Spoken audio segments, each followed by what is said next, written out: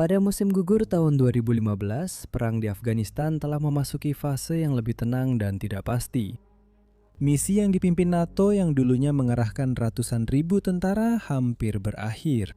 Sebagian besar pasukan asing telah ditarik. Yang tersisa hanyalah pemerintah Afghanistan yang rapuh, didukung oleh bantuan internasional, bertahan melawan pemberontakan keras kepala yang enggan menyerah. Taliban telah didesak ke pinggiran, ke lembah-lembah pedesaan, celah-celah pegunungan, dan pedalaman sebuah negara yang lelah akibat konflik selama puluhan tahun. Di kota-kota besar seperti Kabul, Kandahar, dan Herat, kehidupan tetap berjalan. Pemerintah tetap bertahan dan banyak orang berani percaya bahwa masa terburuk telah berlalu. Namun di utara, jauh dari pusat kekuasaan dan perhatian internasional, kota Kunduz berdiri sebagai pos terluar yang kesepian di tepi kestabilan. Sebagai gerbang menuju Asia Tengah, lokasinya sangat strategis dan nasibnya pun genting. Desas-desus tentang aktivitas Taliban semakin santer dalam beberapa bulan terakhir. Ada desas-desus tentang para pejuang yang bergerak di pedesaan, tentang sel tidur yang menunggu sinyal. Lalu, tepat sebelum fajar di suatu pagi akhir September, keheningan itu pecah di Kunduz. Sebuah serangan mendadak, terkoordinasi dan tanpa ampun akan mendorong pasukan Afghanistan hingga batas kemampuan mereka.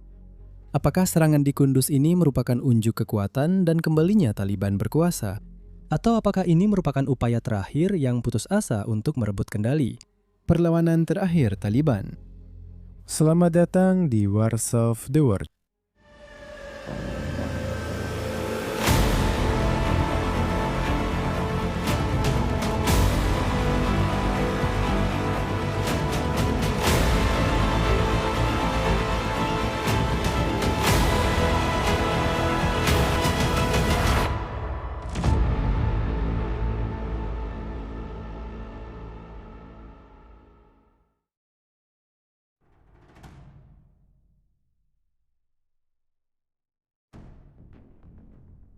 Pada awal tahun 2010-an, Taliban mulai menunjukkan tanda-tanda kebangkitan yang mengkhawatirkan di seluruh Afghanistan setelah digulingkan dari kekuasaan pada tahun 2001. Pemberontakan telah lama berpusat di Kandahar, tempat kelahiran spiritualnya, dan ibu kota Afghanistan, Kabul, di mana para pelaku bom bunuh diri dan serangan terhadap target elit terus menarik perhatian internasional dan lokal. Sebagai contoh, serangan pada bulan Juni 2015 terhadap parlemen Kabul menunjukkan kemampuan Taliban untuk terus menyerang jantung kekuasaan dengan cara yang sangat simbolis. Diskusi keamanan tetap sangat terfokus pada perlindungan Kabul dan basis-basis kuat di selatan, sementara wilayah utara negara itu semakin diabaikan. Dan penempatan pasukan dari Pasukan Bantuan Keamanan Internasional (ISAF) di wilayah utara tetap sangat minim.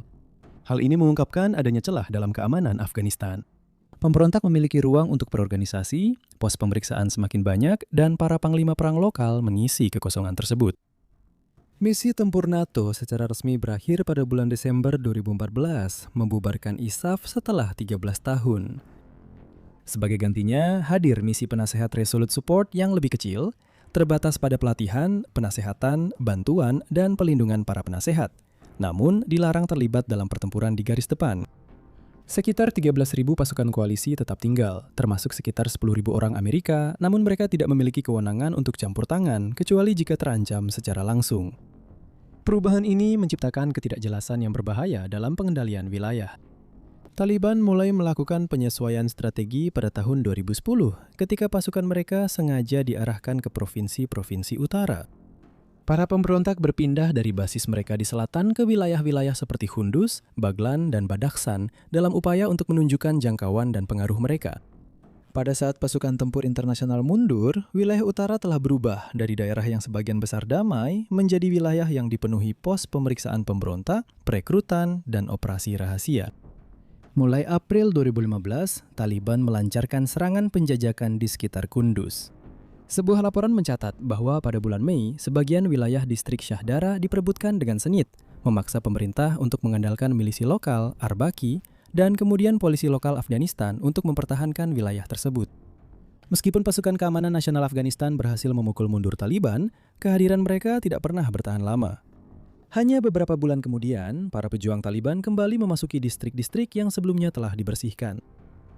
Pada musim panas 2015, kendali atas provinsi Kunduz menjadi seperti tambal sulam. dengan loyalitas warga sipil dan milisi yang terus berubah seiring pos pemeriksaan Taliban semakin mendekat. Selama waktu ini ada tanda-tanda peringatan yang diabaikan. Analis Michael Kugelman mengamati, kutip, Taliban telah mengincar kota itu selama berbulan-bulan, jadi direbutnya kota itu oleh para pemberontak menunjukkan ketidakmampuan atau ketidakmauan dari pasukan Afghanistan untuk menghadapi ancaman ini sejak awal. Tutup kutip. Kepemimpinan militer dan politik Afghanistan yang terpecah-pecah, termasuk tidak adanya menteri pertahanan definitif, berarti keputusan-keputusan penting tertunda atau bahkan tidak pernah diambil sama sekali. Komandan Taliban memanfaatkan celah-celah ini, diam-diam menyusupkan sel tidur di dalam kota Kunduz. Dengan melancarkan serangan dari distrik Chardara, Aliabad, Khanabad, dan Imam Sahib, mereka secara efektif mengepung kota tersebut menunggu pengepungan berikutnya. Jadi, pada musim gugur tahun 2015, melemahnya kehadiran NATO, rapuhnya komando Afghanistan, dan bangkitnya kembali aktivitas Taliban telah menciptakan badai yang sempurna. Wilayah utara yang dulunya dianggap sepele telah menjadi titik rawan dengan Kunduz sebagai pusatnya. Sementara dunia terfokus pada Kabul dan Kandahar, para pemberontak di utara sedang mempersiapkan pangkalan mereka, dan Kunduz yang selama ini dianggap aman akan segera menanggung akibatnya.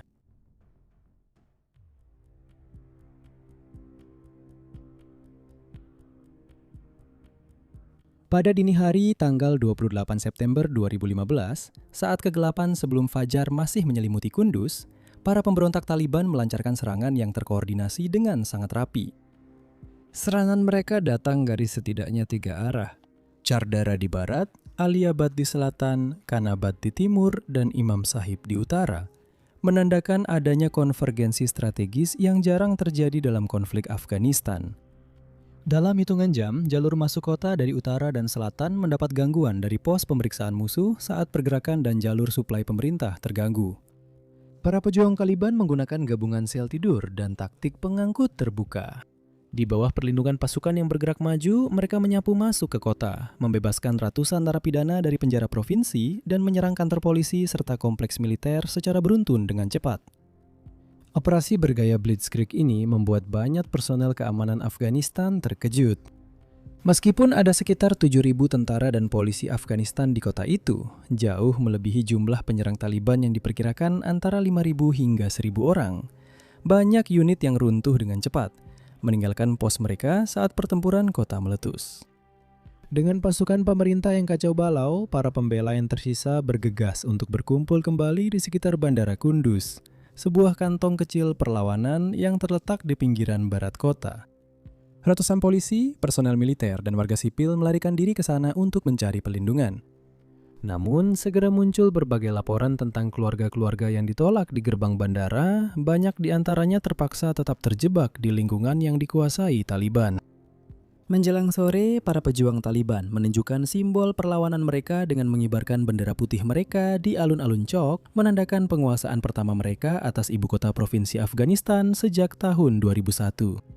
Mereka berparade keliling kota dengan SUV polisi yang mereka rebut, berfoto selfie di sekitar kantor gubernur, dan secara terbuka memasang spanduk mereka di atas gedung-gedung pemerintah. Sebuah bank, sebuah rumah sakit, markas besar polisi. Itu adalah pernyataan mengerikan tentang dominasi Taliban. Sementara itu, warga sipil dibiarkan dalam ketakutan dan ketidakpastian. Jalan-jalan sebagian besar sepi, rumah-rumah terkunci, dan sunyi.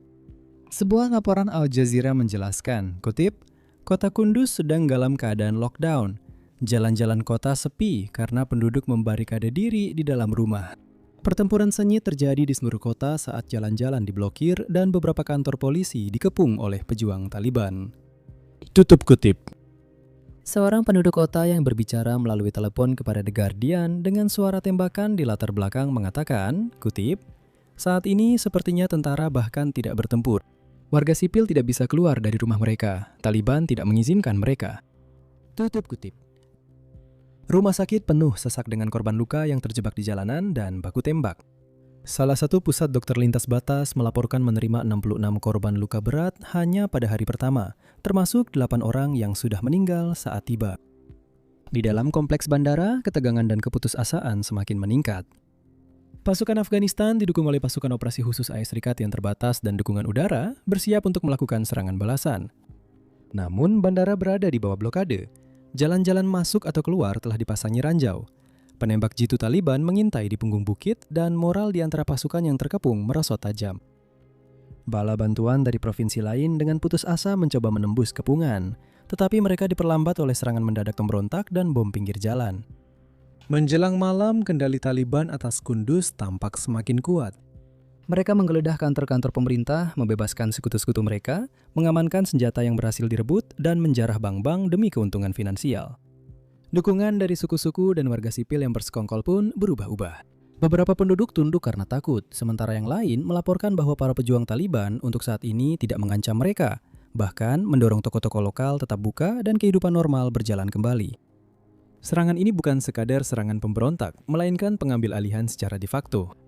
Kunduz jatuh dengan sedikit perlawanan yang mengungkapkan bukan hanya kegagalan militer, tetapi juga keruntuhan sistematis dengan kepemimpinan yang lemah, komunikasi yang terpecah, dan kesalahan perhitungan di setiap tingkat. Ketika para jurnalis akhirnya memasuki kota, mereka merekam adegan para pejuang Taliban berkeliaran dengan bebas, rumah sakit yang kewalahan, dan warga sipil yang terlalu takut untuk keluar rumah. Kota itu telah berpindah ke tangan Taliban, bukan diperebutkan atau dikepung, tetapi hanya diambil begitu saja.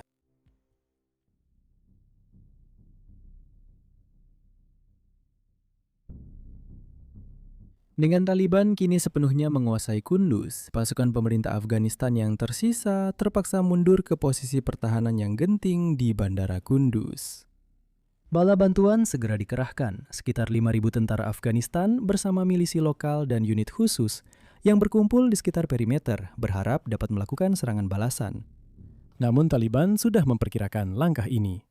Jalur akses utama dipenuhi dengan alat peledak rakitan yang dikenal sebagai IED dan dijaga oleh pos pemeriksaan pemberontak, yang membuat konvoi pemerintah bergerak sangat lambat. Larut malam tanggal 29 September, pasukan Afghanistan yang sudah kelelahan kesulitan untuk mengatur diri mereka sendiri. Presiden Ashraf Ghani menyerukan ketenangan dan menyatakan bahwa pemerintahnya sedang memobilisasi pasukan untuk merebut kembali kota tersebut. Namun para komandan lokal mengakui bahwa mereka hanya bertahan, tidak memiliki kemauan atau sumber daya untuk menyerang. Salah satu kepala distrik, Muhammad Zahir Nayazi, dengan muram mencatat, kutip, "Kami masih memiliki cukup pasukan untuk menghadapi Taliban, tetapi sayangnya tidak ada kemauan atau tekad untuk bertempur." Tutup kutip. Pada saat genting inilah pasukan AS Sikat dan NATO turun tangan dengan lebih tegas. Pada malam tanggal 30 September, tim penasihat pasukan khusus Amerika Serikat di bandara mendapat serangan langsung. Kolonel Brian Tribus, juru bicara Resolute Support, mengonfirmasi bahwa mereka bertindak untuk membela diri dan hingga 100 operator khusus Amerika Serikat membantu tentara Afghanistan, menandai salah satu keterlibatan tembak-menembak di darat pertama sejak 2014. 3 serangan udara diluncurkan malam itu, menargetkan tank yang direbut Taliban dan pertemuan para komandan pemberontak, secara efektif menghentikan jebolnya pertahanan yang segera terjadi. Sementara itu, pertempuran perkotaan berkecamuk di seluruh Kunduz. Pasukan khusus Afghanistan, didukung oleh penasihat NATO dan perlindungan udara, melancarkan serangan sporadis ke kota tersebut. Warga sipil yang ketakutan terjebak di tengah baku tembak. Seorang penduduk pria mengatakan kepada CNN tentang pengalamannya, kutip, "Kami tidak tahu harus berbuat apa dan kemana harus pergi. Saya berada di dekat bundaran utama Kunduz ketika pertempuran antara pasukan pemerintah dan Taliban semakin sengit, dan para pejuang Taliban membalas tembakan hanya beberapa meter dari saya. Saya berlari untuk mencari tempat yang aman ketika serpihan peluru mengenai tangan saya. Saya terluka." Tutup kutip. Dia kemudian menjelaskan bahwa toko-toko telah tutup, terjadi pemadaman listrik di seluruh kota, dan semakin sulit untuk mencari makanan. Dia kemudian mencatat, Kunduz telah berubah menjadi kota mati. Di pinggiran kota yang patut dicatat adalah pertempuran Bos Kandahari. Sebuah patroli gabungan Amerika Serikat dan Afghanistan yang bertindak berdasarkan intelijen tentang titik kumpul Taliban dikepung. Ketika para pemberontak menembak dari berbagai arah, pasukan koalisi memanggil serangan udara dari C-130 dan helikopter Apache untuk membebaskan diri, mengalami kerugian namun berhasil memaksa para pemberontak mundur. Kantong-kantong pertempuran ini menandai perjuangan yang lebih luas untuk menguasai kota, menyoroti baik kemampuan beradaptasi Taliban maupun ketergantungan pasukan keamanan Afghanistan pada kekuatan udara. Para pejuang Taliban juga tidak bersikap pasif. Mereka melancarkan serangan balasan mereka sendiri.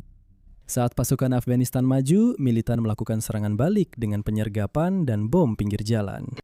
Seorang komandan Taliban mengakui bahwa taktik mereka bertujuan untuk memecah pasukan Afghanistan agar tersebar tipis, menyerang dari berbagai arah untuk mengacaukan pertahanan yang solid. Dalam kekacauan itu, komando dan kendali seringkali terputus. Unit-unit terisolasi, truk pasokan dipaksa mundur, dan komunikasi gagal. Pada tanggal 1 Oktober, pasukan Afghanistan berhasil merebut kembali gedung-gedung pemerintahan utama dan sebagian pusat kota, dengan bantuan dukungan udara Amerika Serikat dan penasihat khusus di lapangan. Sadiq Sadiki, juru bicara Kementerian Dalam Negeri Afghanistan, mengklaim bahwa Taliban telah menderita banyak korban dan sedang didorong mundur ke pinggiran kota. Namun, pertempuran masih berubah-ubah. Alih-alih menjadi serangan besar-besaran, pertempuran itu berubah menjadi operasi pembersihan dari blok ke blok. Sumber militer melaporkan baku tembak terpisah yang berlangsung hingga larut malam, dengan pasukan khusus dan penasihat militer memimpin unit-unit Afghanistan dalam pencarian dari rumah ke rumah. Bandara tetap menjadi tumpuan strategis. Tanpa bandara itu, merebut kembali kota akan menjadi mustahil. Bagi warga sipil Afghanistan, pertempuran itu membawa kepanikan dan kekurangan. Al Jazeera menyebutkan bahwa setidaknya 110 hingga 200 warga sipil telah tewas atau terluka, dengan rumah sakit kewalahan dan ribuan orang larikan diri. Seorang manajer stasiun radio setempat, Sadika Sirza, mengatakan, kutip, "Kami takut keluar dari rumah, takut dipukuli oleh Taliban. Tidak ada listrik, tidak ada air, dan semua toko sembako tutup." Tutup kutip. Menjelang akhir tanggal 1 Oktober, pasukan Afghanistan, meskipun terluka dan babak belur, telah berhasil merebut kembali kendali atas sebagian besar kota Kunduz. Namun kemajuan yang susah payah diraih ini datang dengan harga yang mahal. Pertempuran perkotaan yang terfragmentasi, moral yang terkikis, ketergantungan pada penasihat asing, dan penduduk sipil yang sangat terdampak. Pertempuran akan terus berlangsung secara sporadis hingga pertengahan Oktober. Namun, apa yang terjadi di hari-hari awal inilah serangan balasan putus asa dari bandara, keterlibatan pasukan khusus Amerika Serikat, dan kekerasan dari satu jalan ke jalan lain yang akan mendefinisikan pengepungan ini. Hal ini memperlihatkan dengan jelas kelemahan militer Afghanistan dan sejauh mana kelangsungan hidup mereka bergantung pada dukungan internasional. Namun, tak lama kemudian, tindakan yang dilakukan oleh militer Amerika Serikatlah yang akan menyoroti Kunduz, menciptakan sorotan dan kemarahan internasional.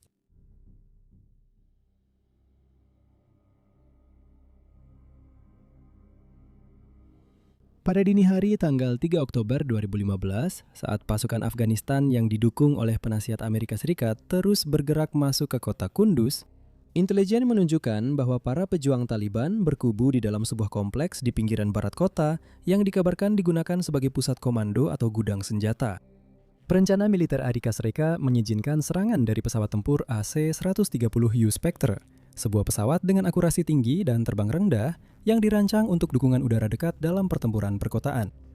Tujuannya adalah untuk menghancurkan posisi pemberontak dan melindungi pasukan Afghanistan yang bergerak maju di dekat gedung Direktorat Keamanan Nasional. Kru pesawat tempur Amerika tersebut dilaporkan menerima koordinat dan deskripsi target dari pasukan khusus Afghanistan. Namun, intelijen ini ternyata keliru dan berakibat fatal. Pesawat tersebut tiba di atas Kunduz bagian timur tengah sesaat sebelum pukul 6 pagi waktu setempat. Peralatan navigasi mengalami kerusakan, sistem komunikasi tidak berfungsi, dan kru percaya bahwa mereka telah terkena roket, memaksa mereka keluar dari jalur yang seharusnya. Dalam kebingungan ini, mereka salah mengira Medicine Sans Frontiers atau Pusat Trauma MSF, sebuah rumah sakit Doctors Without Borders yang terletak sekitar 300 meter dari target yang dimaksud, sebagai markas musuh seperti yang dijelaskan dalam pengarahan misi. Antara pukul 06.08 dan 07.15, pesawat tempur tersebut melepaskan rentetan peluru meriam 105 mm ke rumah sakit, membombardir fasilitas itu selama lebih dari 1 jam dengan total 211 peluru ditembakkan. Ledakan itu menghancurkan unit perawatan intensif, ruang operasi, dan bangsal tempat 105 pasien dan 80 staf berlindung. Staf dan pasien terjebak dalam mimpi buruk. MSF merinci adegan yang memilukan. Kutipannya, pasien-pasien kami terbakar di tempat tidur mereka. Staf medis kami dipenggal atau kehilangan anggota tubuh. Yang lain ditembak dari udara saat mereka melarikan diri dari gedung yang terbakar. Tutup kutipan. Haman Nagaratnam, kepala program untuk MSF di Afghanistan Utara, menggambarkan pengalamannya saat para penyintas berlari menuju bunker sambil dikejar oleh serangan bom. Kutipan, Bom-bom itu jatuh, lalu kami mendengar pesawat itu berputar-putar. Ada jeda, lalu bom-bom lainnya kembali menghantam. Ini terjadi berulang kali. Saat saya berhasil keluar dari kantor, gedung utama rumah sakit sudah dilalap api.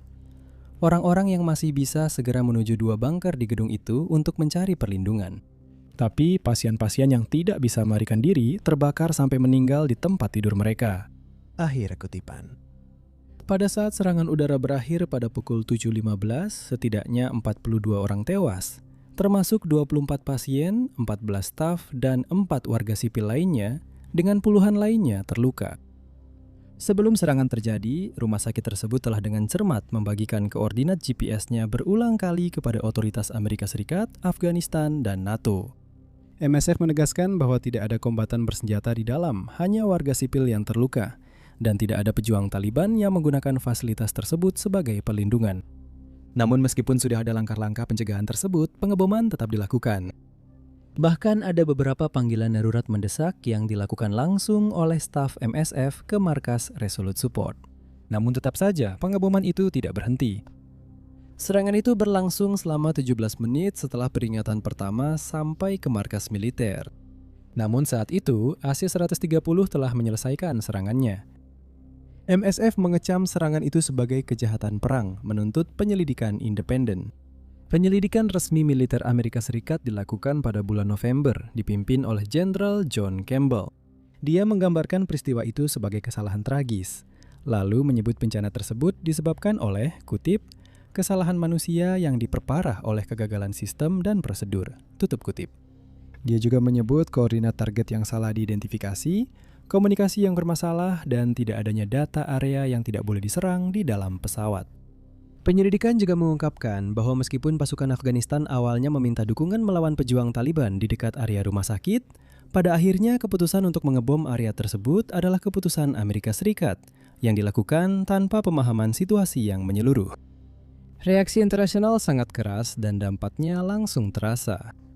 MSF mengevakuasi seluruh staf dan menutup satu-satunya rumah sakit trauma di Afghanistan Timur Laut.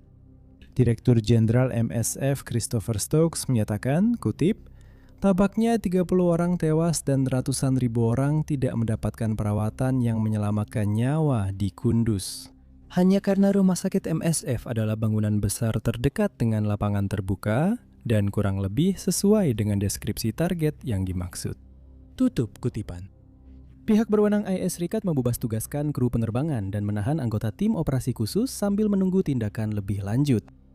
Meskipun Presiden Obama telah meminta maaf dan merilis laporan internal, MSF tetap berpendapat bahwa penyelidikan militer tidak memadai dan menuntut investigasi independen oleh Komisi Pencari Fakta Kemanusiaan Internasional. Pengeboman rumah sakit Kunduz tidak hanya menghancurkan sebuah bangunan, itu menghancurkan kepercayaan terhadap klaim koalisi yang menyatakan mematuhi hukum humaniter internasional. Itu melumpuhkan dukungan medis bagi para korban luka dan memberikan dampak buruk jangka panjang terhadap operasi kemanusiaan di zona konflik di seluruh Afghanistan dan di tempat lain.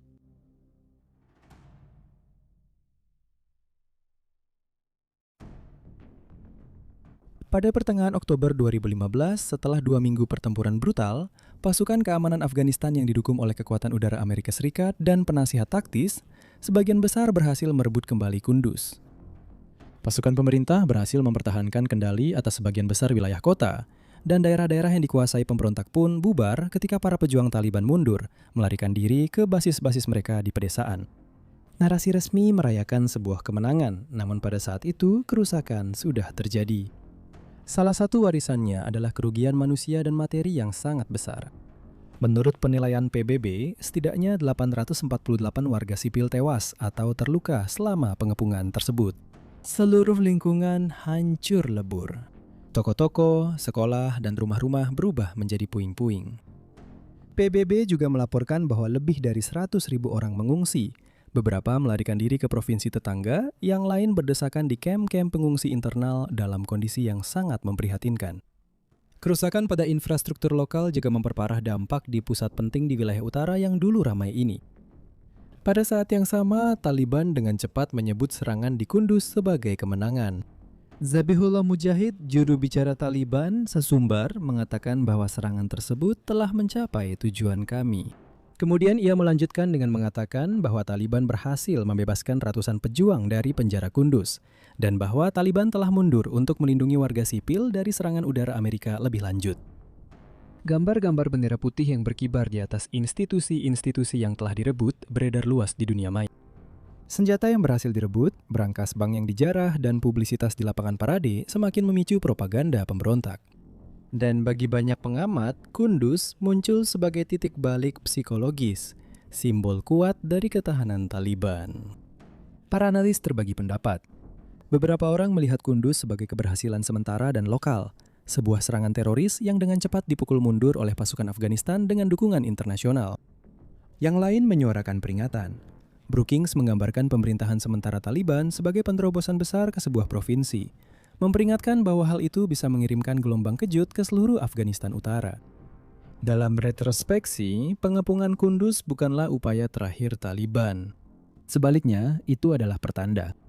Para pemberontak akan terus melancarkan serangan ke ibu kota provinsi, Herat, Laskargah, dan bahkan Kabul. Dan pada Agustus 2021, mereka akan merebut kembali Kunduz hanya beberapa hari sebelum menggulingkan pemerintah Afghanistan dan merebut Kabul itu sendiri. Kehilangan kendali atas Kunduz untuk sementara pada tahun 2015 hanyalah pertanda runtuhnya yang lebih luas. Jadi, sebenarnya untuk siapa Kunduz menjadi pertahanan terakhir? Tentu saja bukan Taliban. Mereka akan kembali lebih kuat. Mungkin Anda bisa berargumen bahwa ini lebih mirip perlawanan terakhir bagi pemerintah Afghanistan dan gambaran suram tentang apa yang akan terjadi selanjutnya.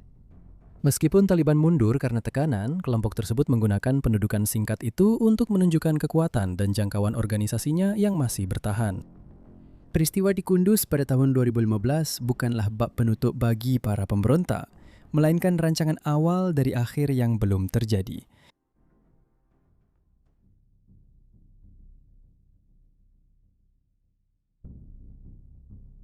Pendudukan singkat pada tahun 2015 sebenarnya menjadi pertanda kemenangan Taliban atas Kunduz pada tahun 2021 yang kemudian diikuti oleh runtuhnya pemerintahan Afghanistan dan pengambil alihan Kabul oleh Taliban. Jadi, bagaimana keadaan Afghanistan saat ini? Saat ini, Taliban tetap memegang kendali penuh memerintah di bawah Panji Emirat Islam Afghanistan. Mereka menjalankan pemerintahan sementara, menempatkan orang-orang setia di kementerian-kementerian utama, namun rezim ini tidak memiliki legitimasi diplomatik. Hingga saat ini, hanya Rusia yang secara resmi mengakui mereka, sementara negara-negara barat dan banyak negara di kawasan masih menahan pengakuan formal karena pelanggaran hak asasi manusia yang terus berlangsung. Negara tersebut mengalami keadaan darurat kemanusiaan yang sangat parah. Lebih dari 23 juta warga Afghanistan, lebih dari setengah populasi, membutuhkan bantuan untuk makanan, air, kesehatan, dan sanitasi. Human Rights Watch dan Amnesty International melaporkan penindasan berat terhadap perempuan, jurnalis, dan para pengkritik. Dengan larangan pendidikan tingkat menengah dan universitas bagi perempuan, pengusiran perempuan dari taman dan tempat kerja, serta kebangkitan kembali hukuman brutal termasuk pencambukan di depan umum dan rajam.